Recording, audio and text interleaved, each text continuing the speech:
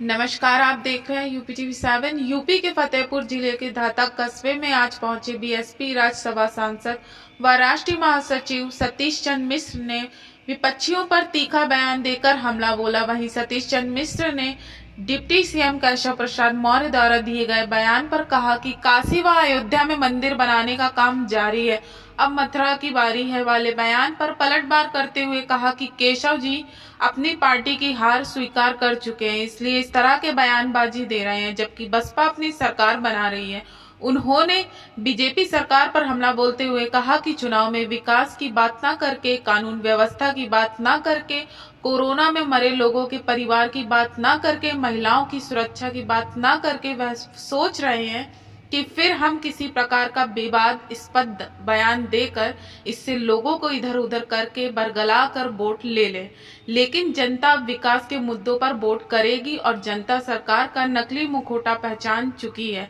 वहीं उन्होंने UP TET paper leak पर अखिलेश द्वारा सरकार पर उठाए गए सवाल पर कहा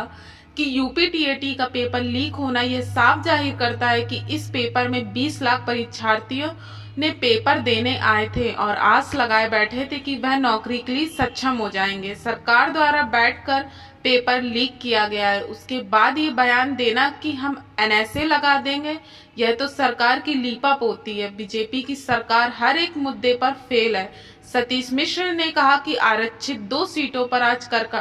कार्यकर्ताओं के साथ सम्मेलन किया गया है और सम्मेलन के दौरान आगामी चुनाव के लिए जागरूक किया गया है।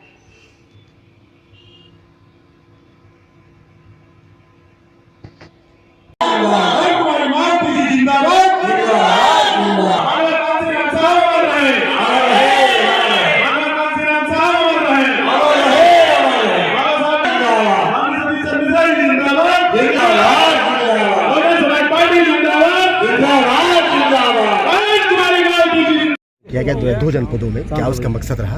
क्या निर्देश दिया गया? देखिए,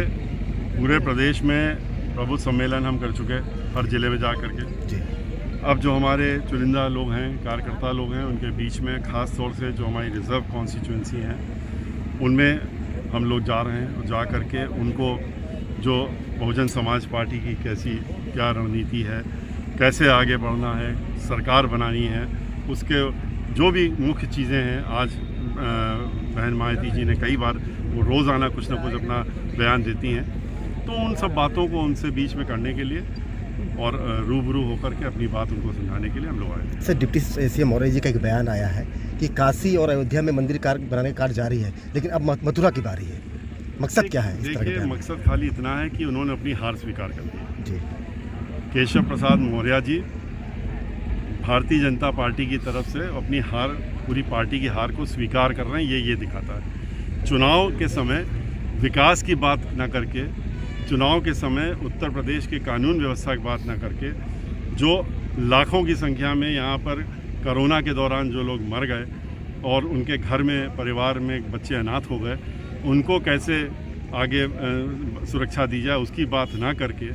महिलाओं को कैसे सुरक्षा दी जाए उसकी बात ना करके, लोगों को रोज़गार कैसे दिया जाए उसकी बात ना करके, और वो सोचते हैं कि कोई हम